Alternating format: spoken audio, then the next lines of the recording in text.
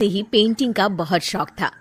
वो हमेशा से ही पेंटर बनना चाहती थी, पर उसके माँ और पिताजी ने उसको कभी भी इस चीज के लिए सपोर्ट नहीं किया और उसकी शादी नीरव से हो गई।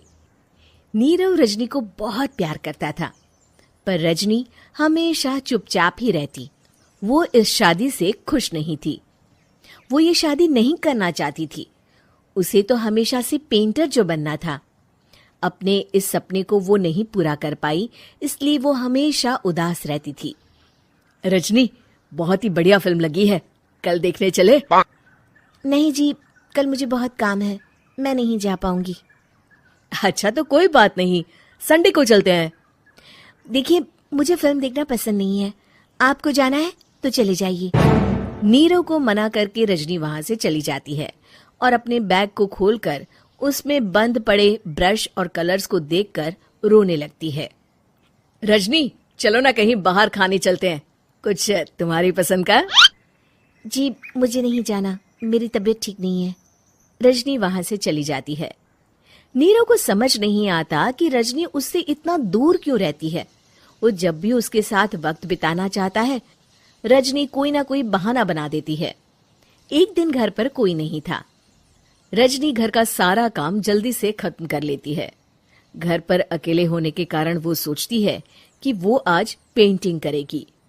वो अपने कमरे में जाकर पेंट ब्रशेस और कलर्स निकालकर जैसे ही कलर मिक्स कर रही होती है कि दरवाजे पर बेल बज जाती है। अब कौन आ गया इस वक्त?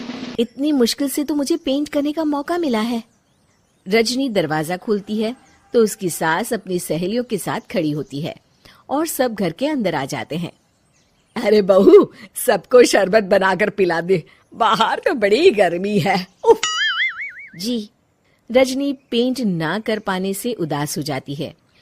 उसे गुस्सा भी आ रहा होता है कि उसने इस शादी के लिए हाँ क्यों कह दी। वो रसोई में जा रही होती है कि उसकी सास उसे रोकती है।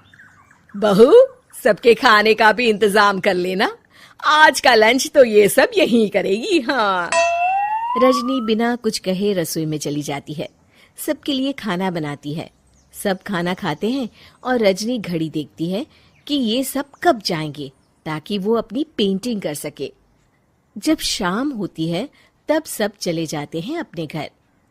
अरे बहू, सब तेरे खाने की तो बहुत तारीफ कर रहे थे, सबको बहुत अच्छा लगा खाना। आपको मुझे सुबह बताना चाहिए था ना कि आपकी सहेलियां आ रही हैं। पता भी है कितना वक्त लगा सारा खाना बनाने में। अरे बहू, तू ऐसे कैसे बात कर रही है मुझसे? तो और कैसे बात करूं?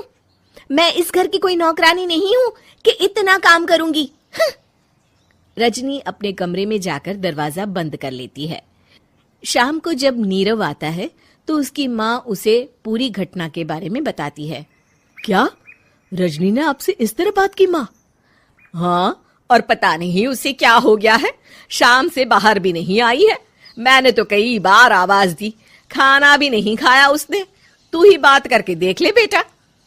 नीरव अपने कमरे का दरवाजा खटखटाता है। रजनी, दरवाजा खोलो, मैं हूं। रजनी दरवाजा खोलती है और फिर वापस जाकर अपने बिस्तर पर लेट जाती है। रजनी, माँ से बात करने का ये क्या तरीका है? मैंने कोई गलत बात नहीं की है। अरे तुम क्यों ऐसे बर्ताव कर रही हो सबके साथ? क्या तुम इस शादी से खुश नहीं हो? रजनी कुछ नहीं बोलती। अरे बताओ मुझे रजनी, क्या ये शादी तुम्हारी मर्जी के खिलाफ हुई है? हाँ, मैं ये शादी कभी नहीं करना चाहती थी। तुमसे क्या, मैं किसी से भी शादी नहीं करना चाहती थी। रजनी रोने लगती है। चुप हो जाओ रजनी, बताओ मुझे, तुम क्यों नहीं करना चाहती थी शादी? रजनी बेड के नीचे से अपने पेंटिंग्स, कलर्स, ब्रश, पेपर्स निकालती है। इतने में उसकी सास भी कमरे में आ जाती है। ये देख रहे हो, ये थे मेरे सपने। मैं पेंटर बनना चाहती थी, पर माँ पापा ने कभी सपोर्ट नहीं किया और मेरी शादी करवा दी। मेरे सारे सपने टूट गए। हर वक्त बस गुस्सा आता रहता है मुझे। मैं जानती हूँ कि आप लोगों की इसमें कोई गलती नहीं है, पर मैं क्या करूं, मुझे समझ में नहीं आता।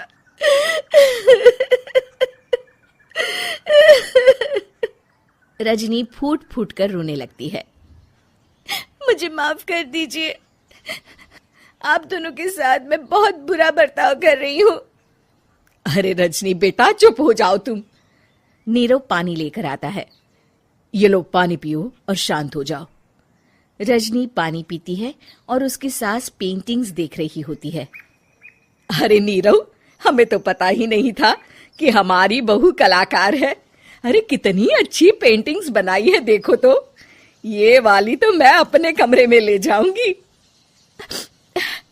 आपको ये पेंटिंग्स अच्छी लगी? अच्छी नहीं, बहुत अच्छी लगी। और तुमने हमें बताया क्यों नहीं? तुम जब चाहे पेंटिंग कर सकती हो रजनी।